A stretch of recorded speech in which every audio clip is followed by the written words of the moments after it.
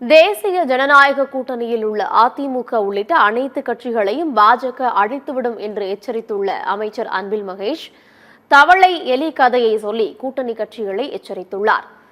காஞ்சிபுரத்தில் நடைபெற்ற பொதுக்கூட்டத்தில் பேசிய அவர், தேர்தலுக்காக அரசியல் கட்சிகள் சிந்திக்கும் நிலையில் திமுக மட்டுமே அடுத்த தலைமுறைக்காக சிந்திப்பதாக தெரிவித்தார். ஒரு எலியும் தவளையும் எல்லாம் சொன்ன எலியும் தவளையும் எப்போ பார்த்தாலும் சண்டை போட்டுட்டு இருக்கோன்னு சொல்கிறாங்க. எலியும் தவளையும் பேசிக்கிடுச்சான். என் காலையும் உன் காலையும் நம்ம கட்டி போட்டுக்கலாம், நம்ம சண்டே இப்போ நம்ம ஒத்துமையாக இருக்குங்கிறத நம்ம காட்டலாம் உலகத்துக்கு என்று சொல்லிட்டு எங்கே போனாலும் ஒன்றாவே இருந்துச்சு. இது காலையும் அது காலையும் கட்டி போட்டு எங்கே போனாலும் ஒன்றாவே சுற்றிக்கிட்டே இருந்துச்சுக்கலாம். ஒரு குட்டையை தாண்டி போயிட்டு இருக்கும்போது தவளை சும்மா இருக்குமா, அதை பற்றி குட்டையை பார்த்தோன்னா தாவிடுச்சு. எலிக்கு நீச்சல் தெரில, அது செத்து போயிடுச்சு. மேலே ஒரு பருந்து பறந்துக்கிட்டே இருந்துச்சான்.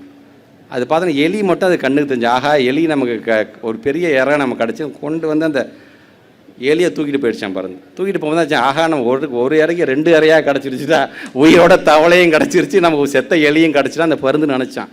அந்த மாதிரி ஒன்றிய அரசு ஆண்டுட்டு இருக்காங்க பார்த்தேன் பிஜேபி, அவன் பருந்து மாதிரி. அது தெரியாமல் பாவம் இங்கே கூட்டணி போட்டு எல்லாம் அடிச்சிருக்காங்க. ஒட்டு மொத்தமாக அவங்களை சாப்பிட்டுட்டு போயிடுவாங்கிறது தயவுசெய்து மறந்துடாதீங்க.